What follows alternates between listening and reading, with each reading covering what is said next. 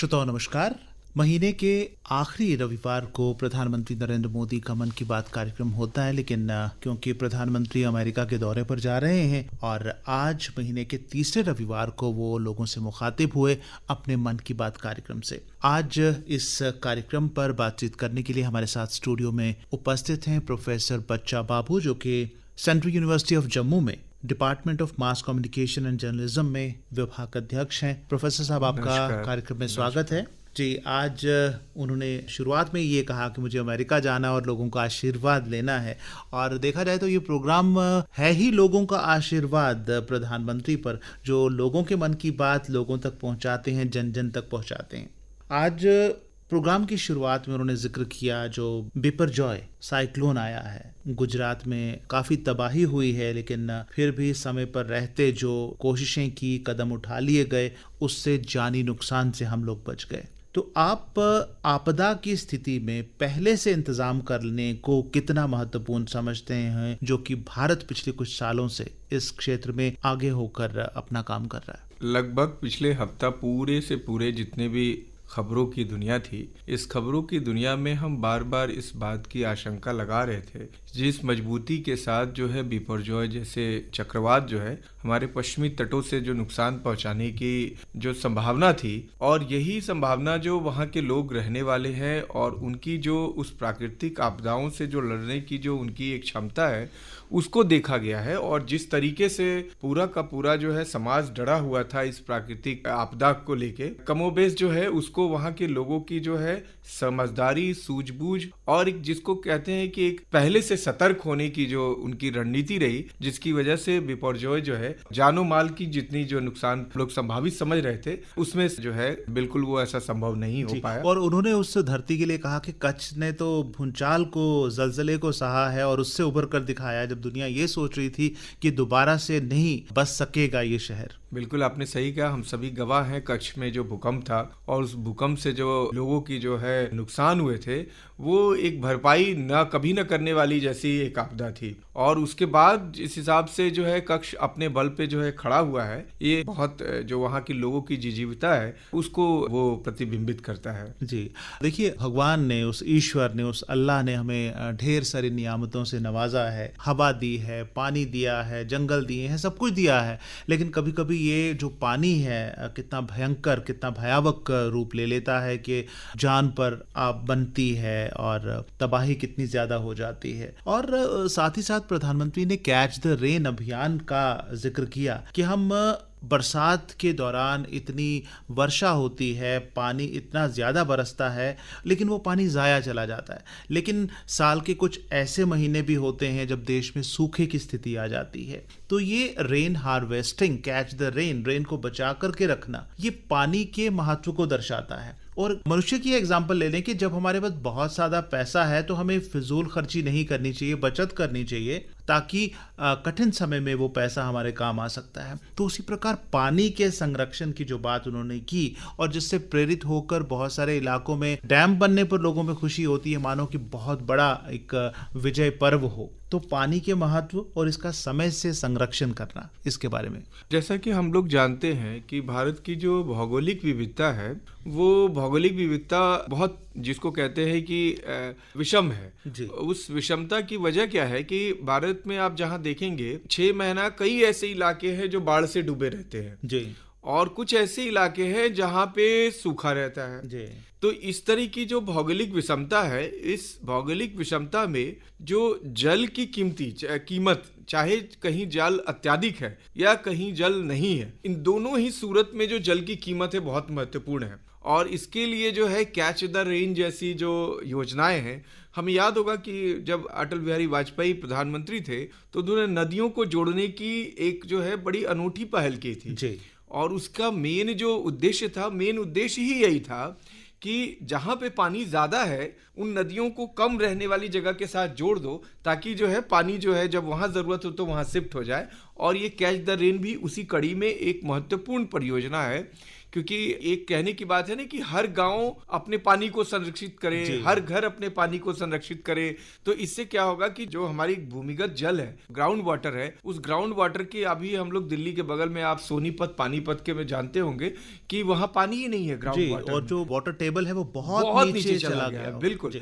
तो ये catch the rain तो समझिए भारत जैसे देश में हर व्यक्ति का एक प्राथमिक कर्तव्य हो जाता है कि वो कैसे जो है जल को एक बूंद बूंद को कैसे संरक्षित कर सके। और ये केवल बरसातों में या अधिक वर्षा होने की सूरत में नहीं, बल्कि रोजमर्रा के जीवन में भी हमें ये अपनाना चाहिए। ये जल का जो कीमत है वो दैनिक जीवन का एक समझिए तो आपकी जीवन शैली में शामिल होनी चाहिए। मन की बात में प्रधानमंत्री हमारे महापुरुषों का जिक्र करते रहते हैं, अच्छे अचीवर्स का जिक्र करते रहते हैं, खिलाड़ियों का जिक्र करते हैं।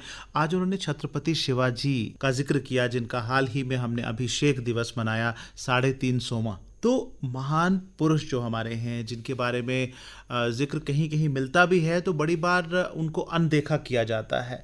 तो इन महान पुरुषों से प्रेरणा लेकर किस तरह से हम अपने आप को गौरवान्वित महसूस कर सकते हैं और किस प्रकार अपने जीवन में उनके आदर्शों, उनके असूलों को और उनकी शिक्षाओं को अपना सकते हैं। महानायकों को याद करना अपने गौरवशाली अतीत को याद करना है, और जितना आप अपने अतीत पे गौरवान्वित होंगे भविष्य को उतना ही ज्यादा सुरक्षित रख पाएंगे जी। तो इसलिए इन महापुरुषों को याद करना, महापुरुषों के कार्यों को याद करना।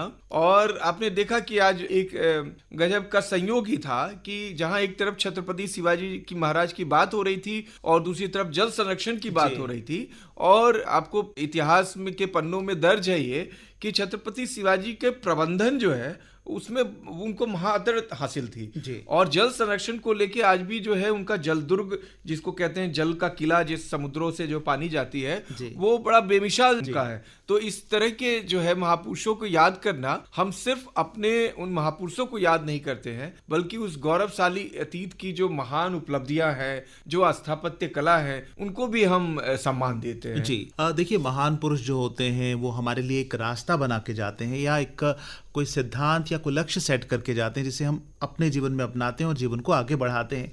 लेकिन उसमें आम आदमी का, जन जन का योगदान मिले बगैर या हासिल किए बगैर हम बड़ी उपलब्धियों को हासिल नहीं कर सकते।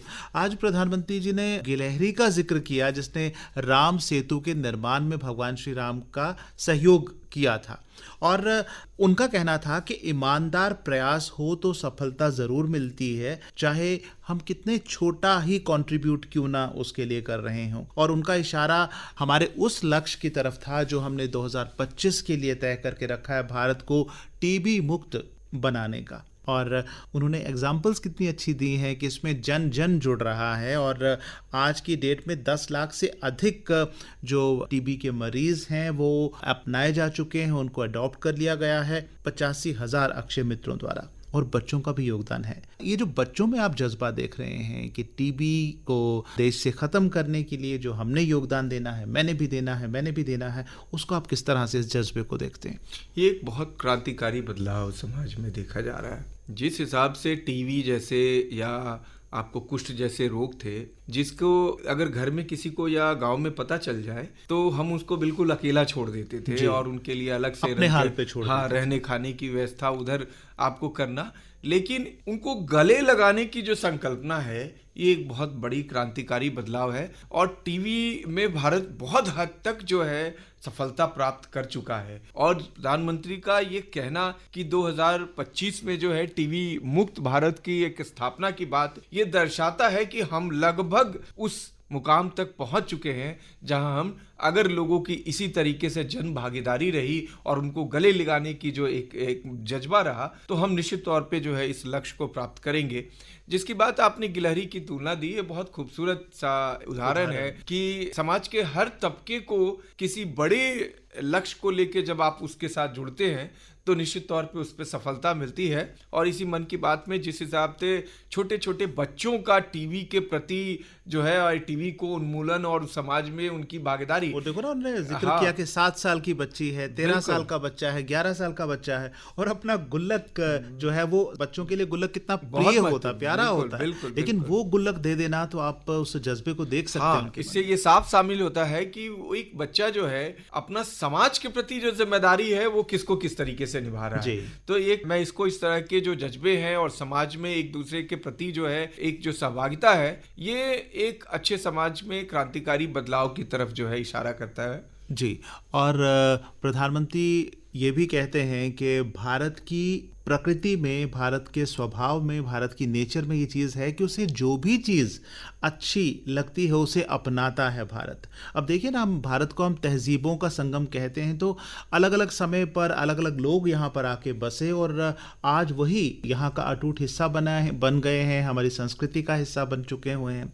उन्होंने जिक्र किया एक मियावाकी जो जापानीज टेक्निक है पौधे उगाने की, वन उगाने की, जिससे वो बहुत जल्दी वन उगते हैं और फैलते हैं। और एक टीचर जो कि केरल के हैं, राफी रामनाथ, उन्होंने जिक्र किया कि वो अपने बच्चों के सहयोग के साथ कितना बड़ा एरिया जो है वो कवर कर चुके हैं, और उसको नाम भी शायद उन्होंने विद्या वनम दिया हुआ है। तो ये प्रकृति के संरक्षण के लिए नई तकनीकों को अपनाना ये कितना ज़रूरी है जब उनका समावेश हो जाता है। और जो हमारे साझे चुनौतियां हैं, हमारी साझी चुनौतियां हैं, जैसे प्रकृति का प्रदूषण होना, जलवायु परिवर्तन है, क्लाइमेट चेंज है, कितना ज़रूरी है नई तकनीकों के साथ इनको जोड़कर उनका हल ढूंढना। मियावाकी जो विधि है, इसके बारे में मैं भी थोड़ा सा पढ़ने की कोशिश कर रहा हूँ। एक जिसको कहते हैं कि 21वीं सदी में जो सस्टेनेबल डेवलपमेंट जो गोल्स है, जो सतत विकास का जो एक लक्ष्य है, उस सतत विकास के लक्ष्य में बहुत सहभागी भूमिका इसकी होगी, क्योंकि जिस सतत विकास की हम बात कर रहे हैं उसमें जो पूरा का पूरा जलवायु परिवर्तन की बात करना, या फिर एक जिसको कहते हैं कि डिफॉरेस्टेशन को कैसे जो है आप खत्म करें, उसके लिए एक बहुत ही वाजिब तकनीक है। और जापान ने न सिर्फ उसको कर दिखाया है, बल्कि पूरे विश्व में लोगों ने इस विधि को अपनाए हैं जी। और भारत में भी जो है बहुत तेजी से इस मियावाकी विधि से छोटे छोटे जो बंजर जमीन थे, या जहां जो है डिफॉरेस्टेशन की वजह से वन समाप्त हो चुके थे, उसमें बड़ी प्राकृतिक तरीके से एक तरह की वन नहीं, उसमें कई तरह के जो है आप उसमें जो है पेड़ पौधों को लगा सकते हैं। जिस विद्या वनम की आपने उदाहरण दिया, वो आजकल केरल में बहुत चर्चा का विषय है और लोग उसको बाकायदा देखने जाते हैं कि कैसे एक छोटे से भूभाग पे जो है 120-125 वैरायटी की जो है पेड़ पौधे लगे हैं। और ये सिर्फ एक शिक्षक की बल है और उसमें छात्रों का जो एक सहयोग है उसके बल पे खड़ा किया गया है। तो ये एक पूरे देश के लिए जो प्रधानमंत्री का जो अपील है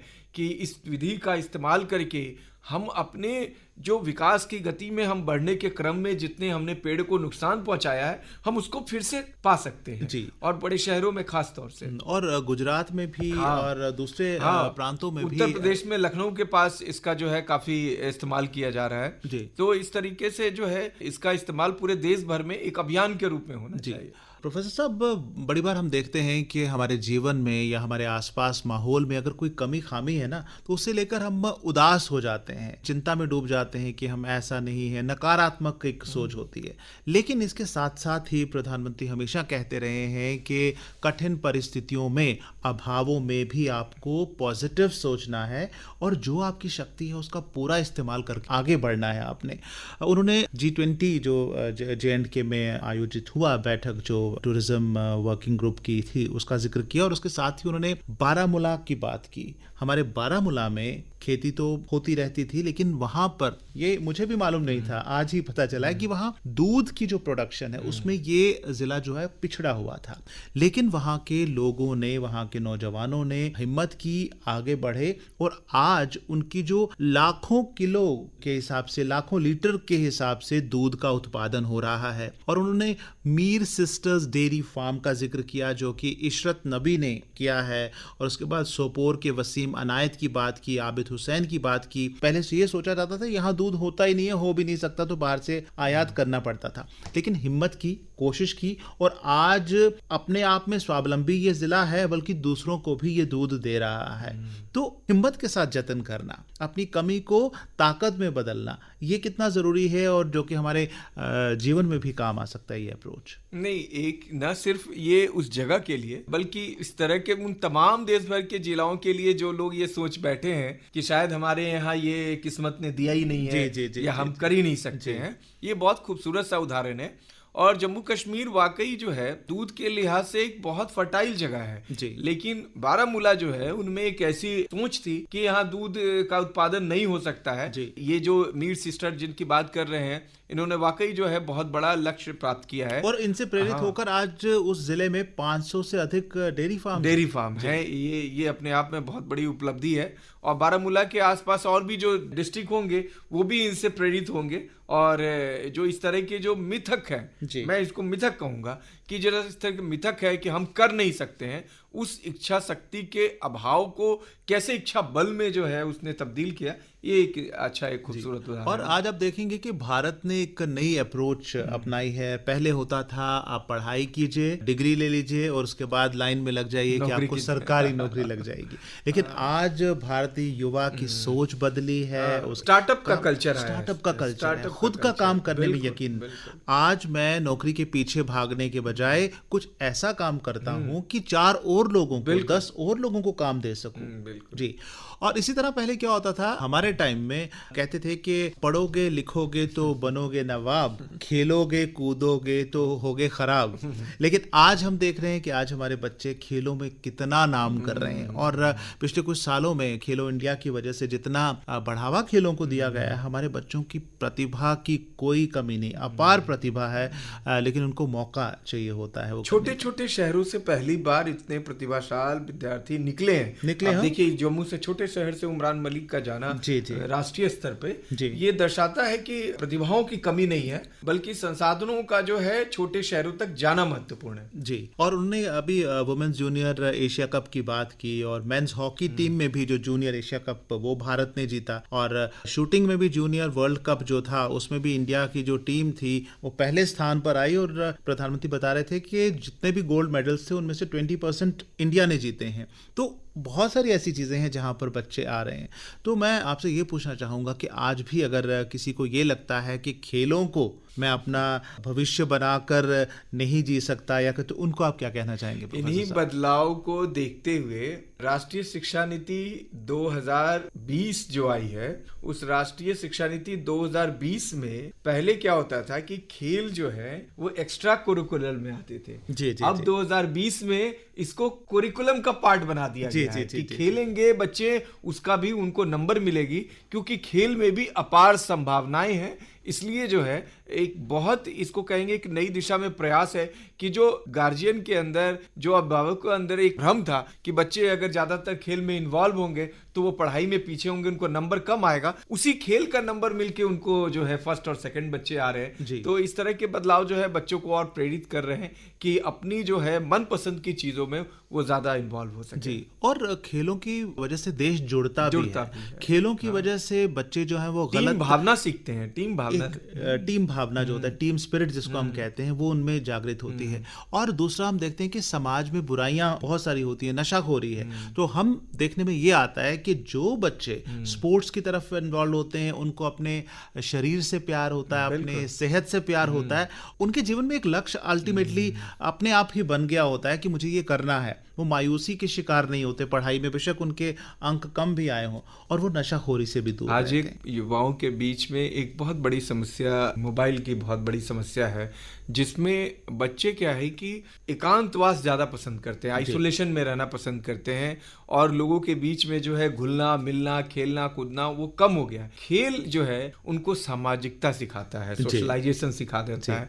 तो ये जिसकी बात आपने कही कि एक तो उसका सेहत भी होता है, और समाज के बीच जो एक बंधुत्व के भाव है वो भी खेल उसको सिखाता है। तो एक बहुत अच्छा ये जी। और इन खेलों से अगर अभी हम बात करें, जो खेलो इंडिया यूनिवर्सिटी गेम्स हुई हैं उत्तर प्रदेश में, तो जिसमें पंजाब यूनिवर्सिटी फर्स्ट आई है, और अमृतसर की जो गुरु नानक देव यूनिवर्सिटी है वो सेकंड रही, और जैन यूनिवर्सिटी मेरे ख्याल कर्नाटक की जो तीसरे स्थान पर रही। और इसी दौरान बहुत सारी प्रेरणा देने वाली, प्रेरित करने वाली स्टोरीज भी सामने आई हैं। कोई बच्चा जो कभी जिसे विकलांग कहा जाता था, विकलांग कहने का मतलब ये होता है कि आप किसी काम के नहीं हो, आप किसी चीज से रहित हो, लेकिन उनको दिव्यांग नाम देकर, दिव्य अंग के मालिक नाम देकर के उनको आगे बढ़ाया गया। और आज देखिए शारीरिक चुनौतियों का सामना करते हुए कितने जो खिलाड़ी हैं, कितने नौजवान हैं वो आगे आते जा रहे हैं। बिल्कुल राष्ट्रीय स्तर पे पदक जीत रहे हैं इस तरह के बच्चे। खेलों के जरिए ही राष्ट्रीय एकता भी मजबूत होती है।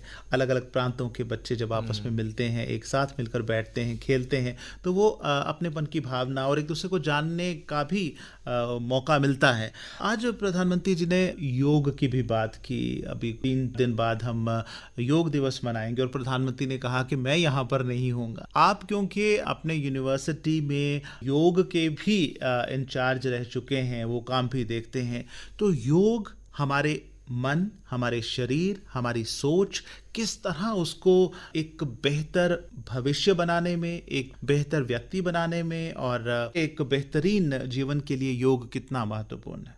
योग अब एक प्रमाणित सत्य है। अगर व्यक्ति को स्वयं की अंदर की आत्मबल है, जो उसकी ताकत है, उसको अगर उसको पहचानना है तो योग उसकी एक बहुत महत्वपूर्ण कड़ी है कि योग के माध्यम से आप अपने अंदर के आत्मबल को पहचान सकते हैं। और योग अब पूरे विश्व में जो है, अब जिसको कहते हैं कि भौगोलिक दीवारें पार कर चुका है और विश्व के हर एक कोनों में अब जात, धर्म, प्रांत और संप्रदाय से बहुत विभिन्न हटके लोग जो है योग को अपना रहे हैं। और योग में जो है वो ताकत है कि योग आपको जो है मनुष्य को मनुष्य से प्रेम करना, प्रकृति के साथ उसका प्रेम करना और प्रकृति में जो आपको जो तमाम तरह की जो है आपको नियामत दी गई है उसके साथ जो है आपको जुड़ना, ये योग आपको सिखाता है। और फिर इस वर्ष जो है 21 जून को हम अंतर्राष्ट्रीय योग दिवस पे पूरा हिंदुस्तान जो है योग दिवस मनाएगा और इसके लिए सबको पहले से ही अग्रिम शुभकामनाएं आपके माध्यम से। जी,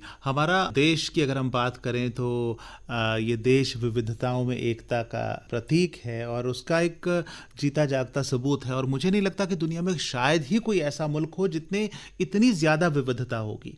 इवन आप देख लीजिए, हमारे सर का ताज जो जम्मू कश्मीर है, ये भी अपने आप में विविधताओं का संगम है। ठीक है, तो उन्होंने जिक्र किया मदर ऑफ डेमोक्रेसी कहा है। हमारे संविधान की बात ले लो, हमारे पुराणों की बात ले लो, उसमें भी हमने ये जिक्र किया है कि लोकतंत्र जो काबिल है उसको आगे आना है, जो डिजर्विंग है उसको आगे आना है। यहाँ वंशवाद वाली परंपरा कभी रही ही नहीं है।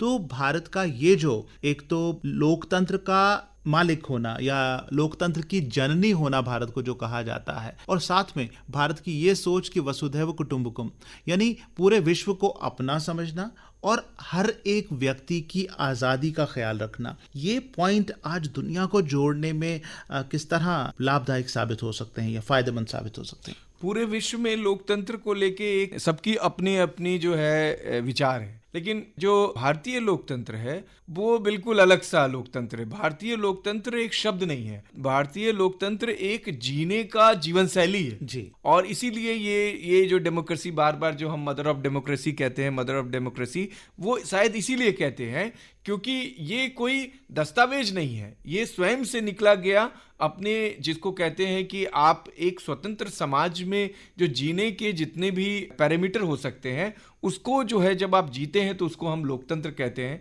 और जिसकी बात आपने कहा कि हर किसी के लिए स्पेस और वहाँ भारत जैसी विविधता का होना, ये इस भारतीय लोकतंत्र को बहुत जीवंत लोकतंत्र बनाता है कि ये कैसे इतनी विविधता के बावजूद आप हर किसी के जो है अधिकारों का ख्याल रखेंगे और उसके साथ एक समाज जो है एक पूरी गति के साथ चल रहा है। आपने देखा कि एक तरफ जहां पूरे विश्व में जो है बहुत जगह ऐसी है, आपके आसपास के मुल्कों में आपने देखा कि इतनी बड़ी आर्थिक तंगी है और दिवालियापन की स्थिति हो गई है और भारत इतने विविधता के बावजूद सबको लेके उसी गति से आगे बढ़ रहा है। ये शायद इस जिंदगी लोकतंत्र का होने का सबूत है जी। और कहते हैं ना, भारत कभी विश्व गुरु था और आज जिस तरीके से भारत आगे बढ़ रहा है, ये फिर से अपना वो जो खोया हुआ मकाम है उसको हासिल करने के लिए आगे बढ़ रहा है।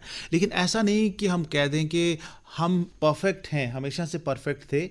हालांकि हमारा आधार और जो बुनियादी सोच थी वो परफेक्ट थी, लेकिन कभी इंसान से गलतियां भी होती हैं, कभी जानबूझकर या कभी अनजाने में गलतियां हो जाती हैं। तो प्रधानमंत्री ने आज 25 जून का भी जिक्र किया, जो इमरजेंसी थी, जो एक बड़ी भूल बोलिए या एक स्याह दौर था हमारे भारतीय लोकतंत्र का, तो अपनी गलतियों को भी याद रखना चाहिए। और कभी गलती हो जाती है या बुराई हमसे हो जाती है तो उससे तौबा करना भी इंसान का फ़र्ज़ बनता है, ताकि भविष्य में ऐसा ना हो। तो आप इमरजेंसी को भारतीय लोकतंत्र की जो जान है या आज़ादी है उसके ऊपर किस तरीके से कुठाराघात की तरह देखते हैं या किस तरह से एक कलंक के तौर पर देखते हैं? 25 जून बिल्कुल पास है और हम सभी जानते हैं कि भारतीय लोकतंत्र में एक जिसको कहते हैं स्याह दिन, जिसकी बात आपने किया कि काला दिवस के रूप में आपातकाल। और आपातकाल इमरजेंसी सिर्फ इमरजेंसी, इससे पहले इस तरह के लोकतंत्र में जिसकी बात अभी हम दोनों ने किया कि हर किसी के आज़ादी का ख्याल रखना, यही लोकतंत्र है जी। और आपातकाल में यही बंद हो गई जी। एक दूसरे की आज़ादी के ख्याल को ही सोचना बंद कर दिया गया था। और जब समाज में अहंकार का भाव आएगा तो कहीं ना कहीं लोकतंत्र कमज़ोर होगा जी। और एक 75 का जो वो 25 जून का दिन है वो आने वाले तमाम लोकतंत्र के प्रहरियों के लिए एक बहुत बड़ा जिसको सबक है कि हिंदुस्तान की लोकतंत्र को उस तरीके से नहीं समझा जा सकता है जिस हिसाब से आपातकाल के दौरान देखा गया। जी। प्रधानमंत्री ने आज बहुत सारी और भी बातें की, वो स्टोरी टेलिंग की बात भी कर रहे थे, लेकिन जाते जाते उन्होंने बच्चों को शिक्षा दी। जो आजकल स्कूलों में छुट्टियां चल रही हैं तो उन्होंने बच्चों को कहा कि आपको जो छुट्टियों का काम है वो भी करते रहना है, छुट्टियों की मौज मस्ती में अपना काम जो है उसको ना भूलें। और आज जब मैं आपसे बात कर रहा हूँ, बात करना बहुत अच्छा लग रहा है और अभी भी मन कर रहा है कि कुछ और भी विषय हमसे छूट गए उनसे करें, लेकिन हमें भी प्रधानमंत्री जी की इस बात का ध्यान रखना है कि हमारी जो स्टूडियो की घड़ी है वो इजाज़त नहीं दे रही कि अभी हम बातचीत को कंटिन्यू रखें, जारी रखें। तो हम आज की इस परिचर्चा को यहीं समेटते हैं। प्रोफेसर साहब, आप अपने शेड्यूल से हमारे अनुरोध पर अपना कीमती वक्त निकाल कर यहाँ पर आए और आज के मन की बात कार्यक्रम पर ढेर सारी बातें की। आपका बहुत बहुत शुक्रिया।